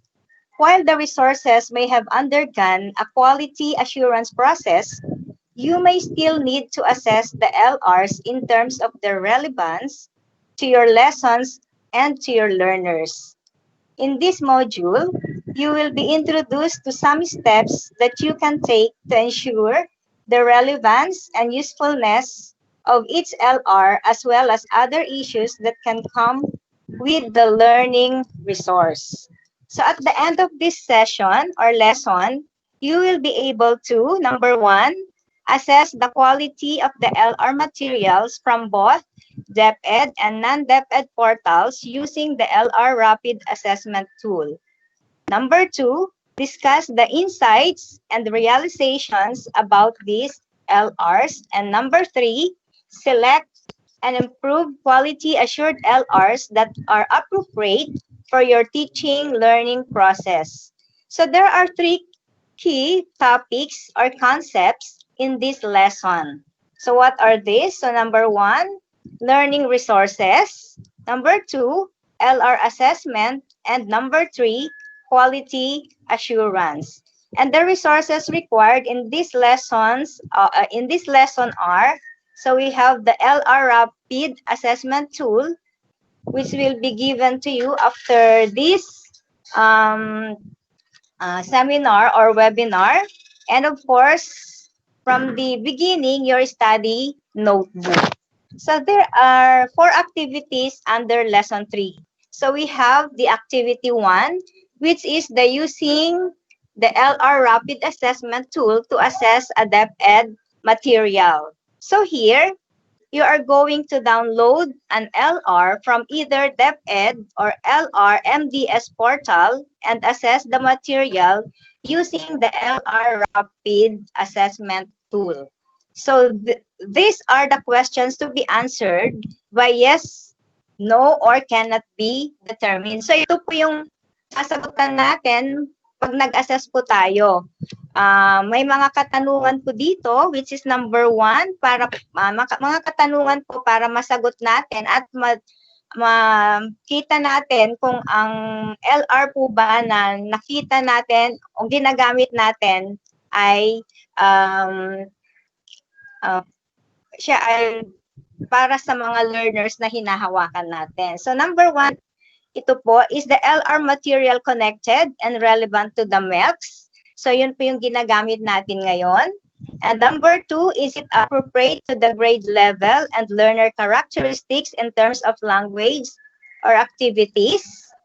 Kapag ang sagot po nyo rito ay yes, nakita nyo po na appropriate to the grade level, you're going to tick yes. At kapag hindi naman po, sa no naman, or kung wala po kayong nakita na related, na ito ay hindi related dun sa grade level na hahawakan natin, ititik lang po yung cannot be determined. So, yun po. So, number 3, is it easy to reproduce or disseminate? Number 4, is it from a credible source or author? Number 5, is it culture and gender fair? Number 6, is it free from red flags on possible copyright and plagiarism issue? Number 7, is the layout and format easy to read and pleasing to the eyes? So yan po yung mga tanong in assessing the LR that we are going to use for our learners. So if you answer yes to the questions of the assessment tool, it means that the LR material was able to meet all the requirements. But if in your assessment you answered no or cannot be determined, you need to decide what to do with the LR material. So matrabaho po. So before we're going to use the LR to our pupils, so we need to assess. So using the rapid assessment tool. So there are 4 questions that you need to answer and to be shared with your group. So, and of course, your answer for this question should be written in your study notebook. So kasama nyo po lagi yan. Okay, so yun po dun sa activity 1. Now let's proceed to activity 2. It is about assessing LR materials from non-DepEd LR portals or platforms. So kanina, yung una po ang in-assess natin sa activity 1 ay yung galing sa DepEd portals, sa DepEd Commons, yan, sa LRMDS po. Ngayon po sa activity 2, we are going to assess naman dun sa non-DepEd LR. So tayo, kung nagda-download tayo sa mga non-DepEd LR portals, katulad po sa DepEd Tambayan, yun sa mga group natin, sa ating mga grades. So marami po tayong dinadownload na material. So we need to assess them before using them for our learners.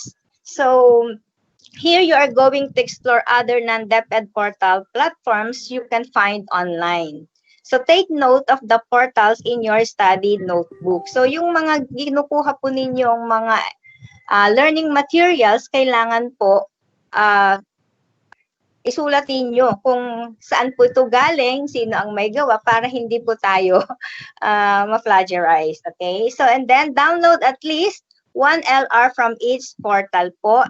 And then assess the materials again using the same tool, which is the LR Rapid Assessment Tool. And again, answer the questions under this lesson in your study notebook.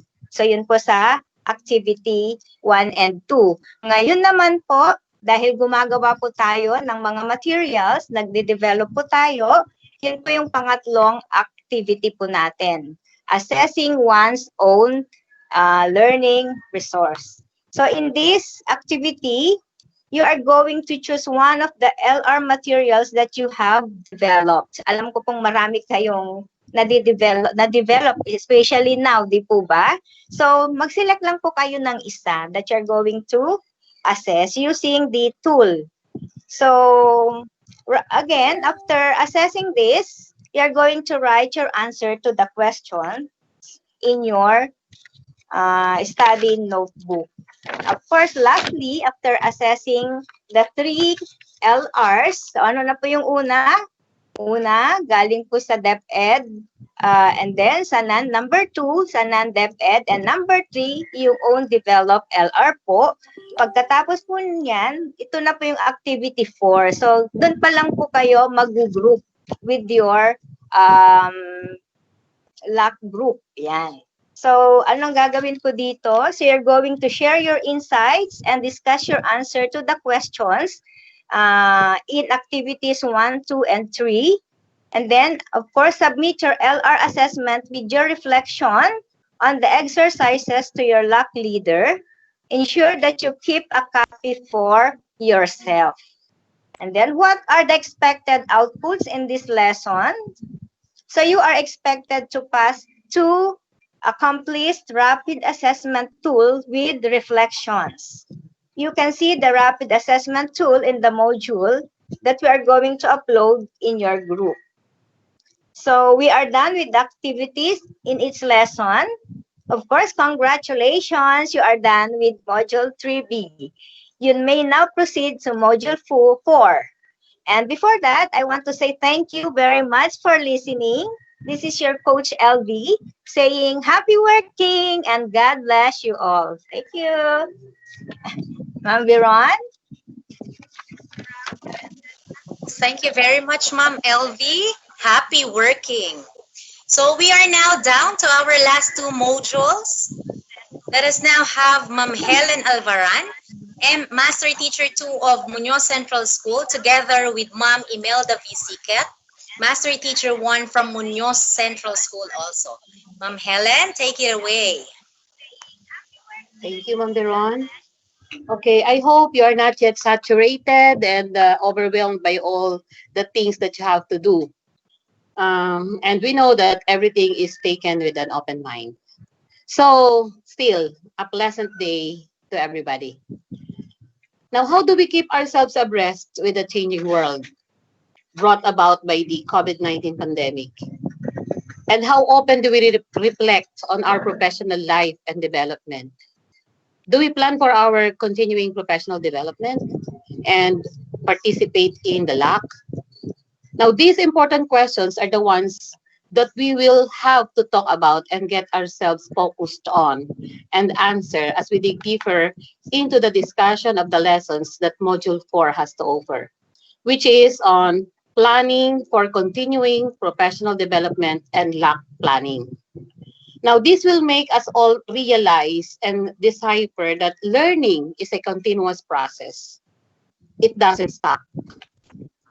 There are still a lot of things that we can improve on in our job as teachers, even as we go through this pandemic.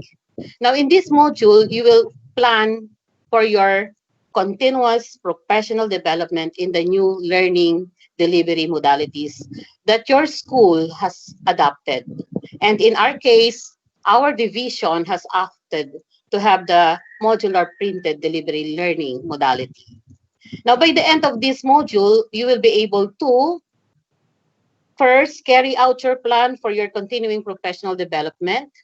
Next, you have to discuss the different professional development initiatives, programs that are related to the LDMs that are available to you, either provided by the DepEd or by non-DepEd learning service providers, as what was mentioned a while ago by Ma'am Corpus.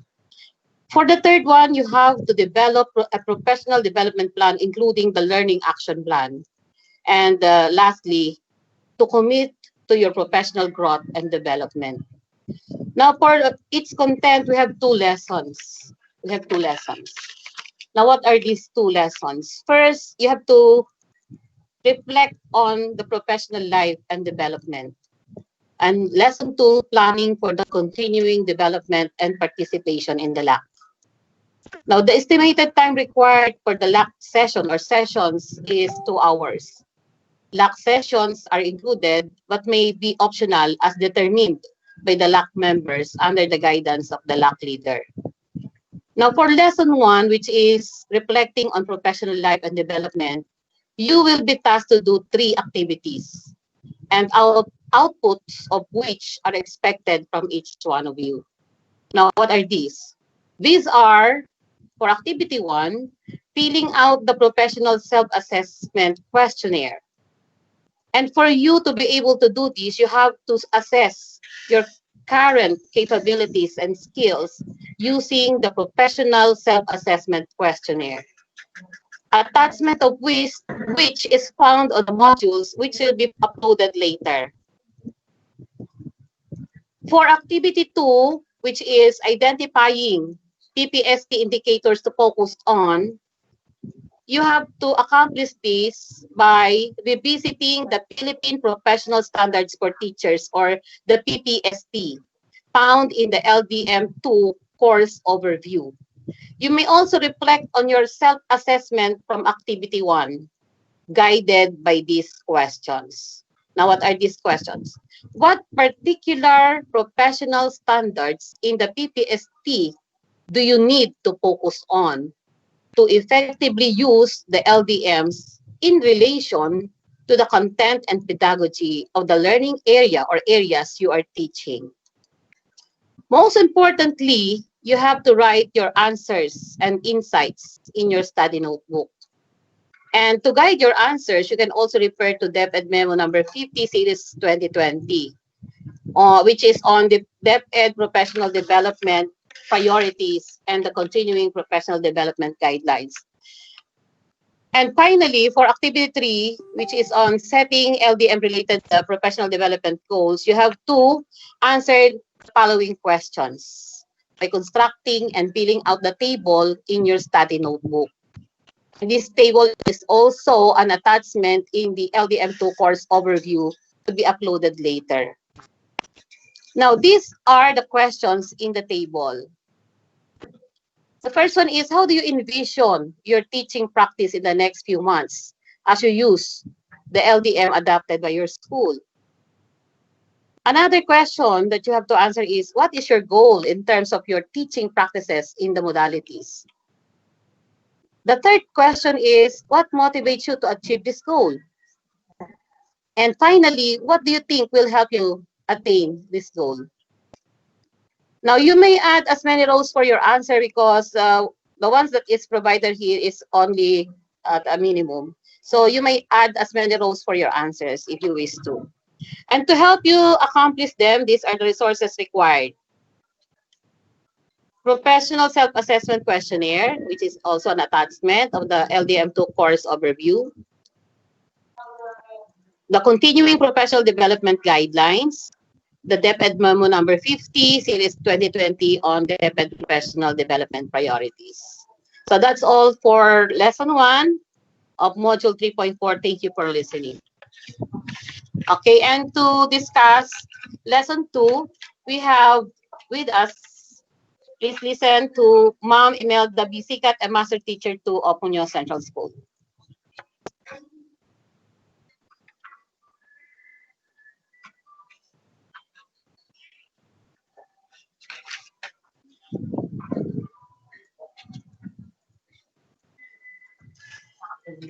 Good morning, everyone. My topic is Lesson 2 of Module 4. Lesson 2, Planning for the Continuing Professional Development and Participation in the LAC.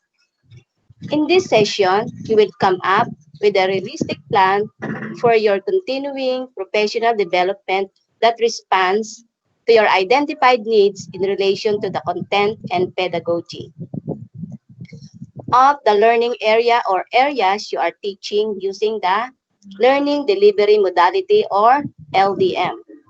By the end of this lesson, you will be able to, number 1, identify the PD programs available for you. Number 2, reinforce positive feeling about the teaching as a career.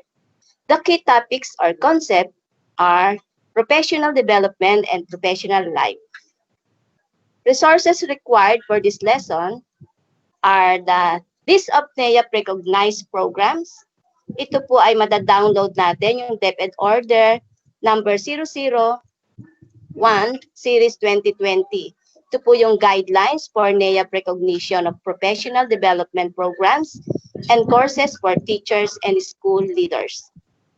Next, individual development plan templates. Mamaya po, maipapakita sa inyo ang sample dito. Ganon din po ang PD discussion template for LAC. Lesson 2 have 2 activities. Activity 1, you're going to access the list of NAIAP recognized programs and the individual development plan. templates. Examine the available PD activities or programs offered by the DepEd and non-DepEd providers, whether online or offline.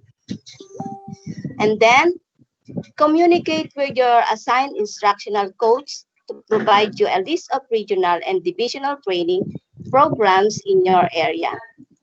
And the last, accomplish the individual development plan template by repairing from your output in Lesson 1, Activity 3 of this module. Yung po yung sinabi ni Ma'am Helen kanina, it's all about your goals in terms of your teaching practices in the modalities.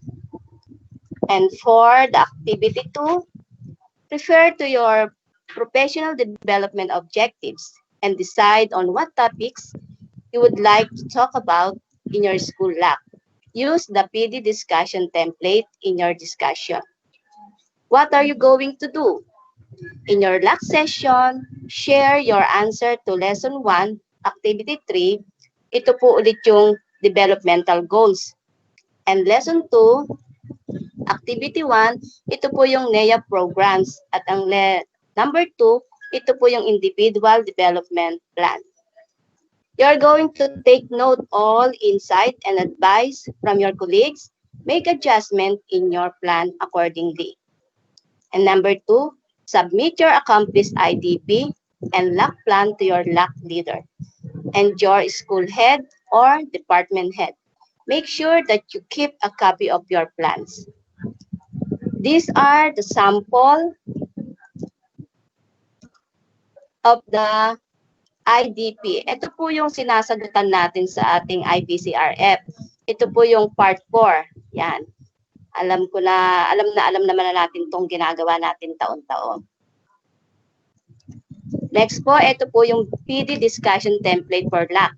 Habang nagla-LAC session po kayo, dito nyo po iti-take note ang inyong discussion, insight, at advice ng mga kagrupo nyo sa LAC session. And that's all for Lesson 2, and thank you. And for the finale, to discuss Module 5, let's listen to Ma'am Rose Lusanya, Master Teacher of Maligaya Elementary School.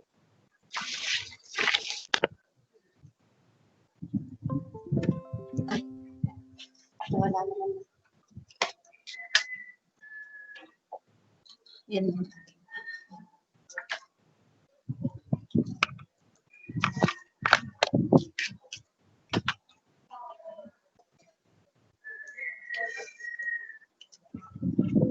Good morning, everyone.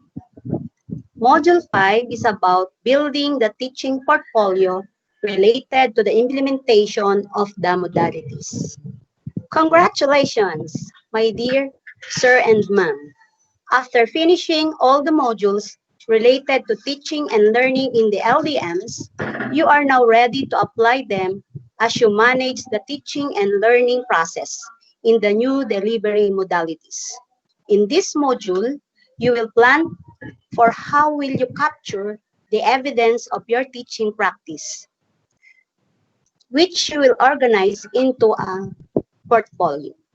This portfolio will be submitted to your LAC coach for evaluation at the end of the year. You may also use this portfolio as part of your means of verification for your performance evaluation. The objectives in this module are, number 1, list down the evidence of LDM implementation. Number 2, plan for how to make sure that you will be able to relate these evidences to your professional practice based on the professional standards.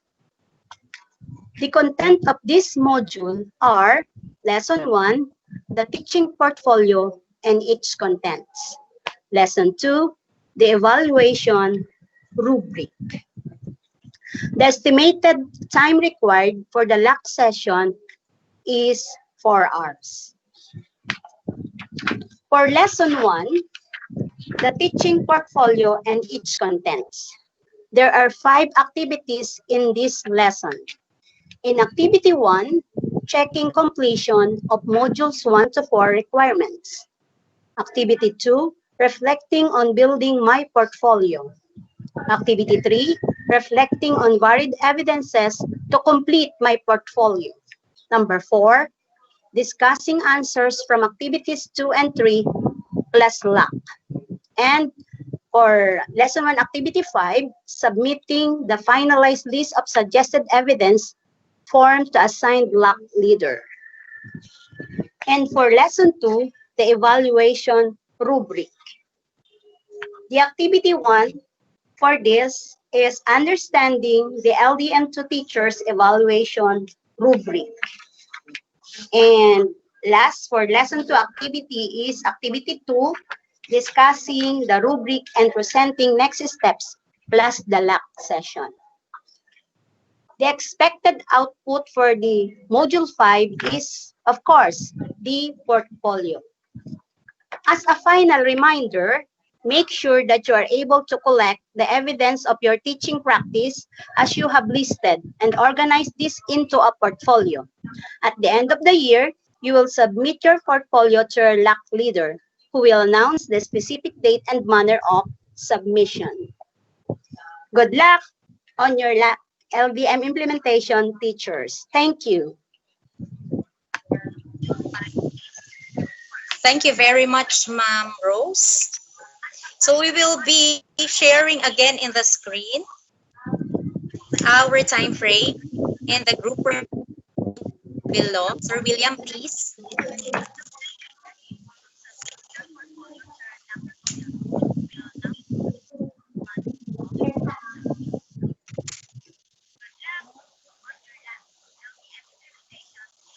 So while waiting for that screen share, we would like to thank the following for making this orientation possible and a success. The regional beta testing participants, our MTs and HTs, our education program supervisors, our ICT experts headed by, of course, our division ICT, Sir Johan Tapi, Sir Dominador Arpilia, and Sir Alvin Ramirez.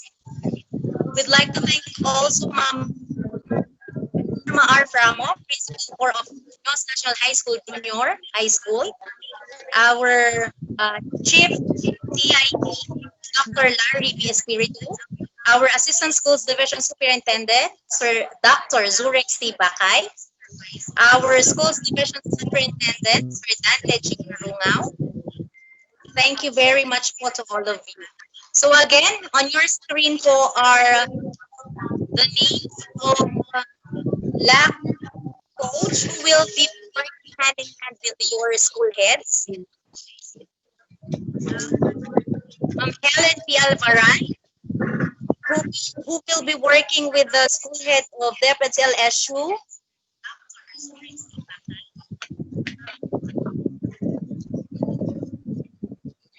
Franza Elementary School, Kaong Elementary School, and Tinglingay Elementary School. Yours truly, who will be working with Muñoz Central School and Ricardo Viola Elementary School. Sir William Balala for Junior High School and Gabaldon Integrated School.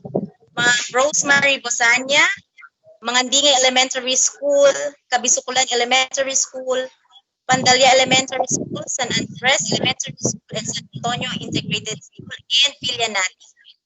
Ma'am LV Corpus, Bicol Elementary School, Paligaya Elementary School, Villaquizon Elementary School, Matanggol Integrated School, and Maragol Integrated School. Sir John D. Galera, Bagong Sikat Elementary School, Katalanakan Elementary School, Gabaldon, San Felipe, Sapang Kawayan, Villasantos Elementary School. Ma'am Imelda B. Sikat,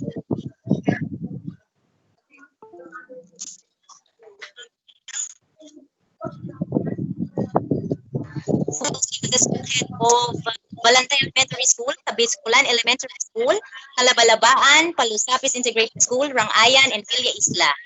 Ma'am Imelda V.C. Roth is working with the school head of Muñoz National High School Annex, Maragol Integrated School, Maragol Integrated School, and San Antonio Integrated School.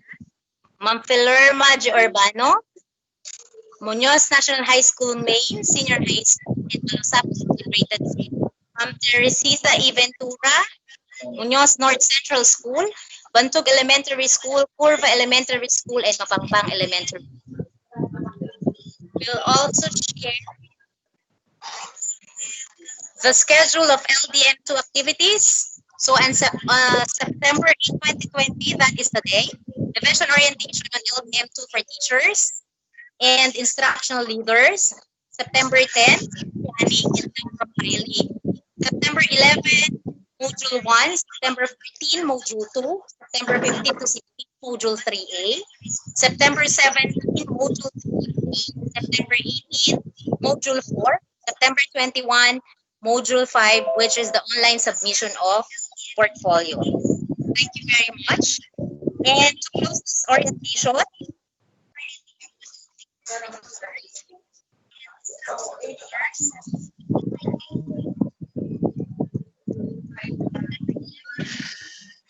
again po, we'd like to thank the following for making this one possible and a success.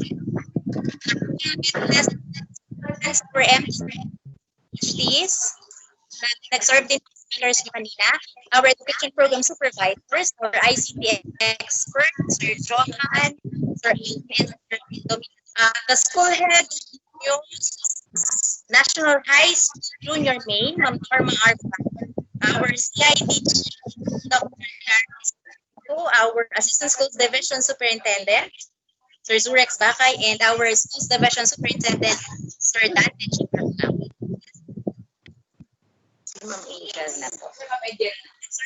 And now, to leverage the existing purpose of LDM, it is with pleasure to introduce to you Dr. Angelica Emborayag, our Regional Supervisor.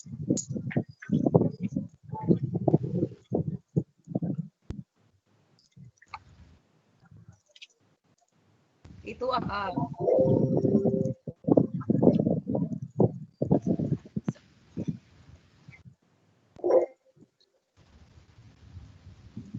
Okay.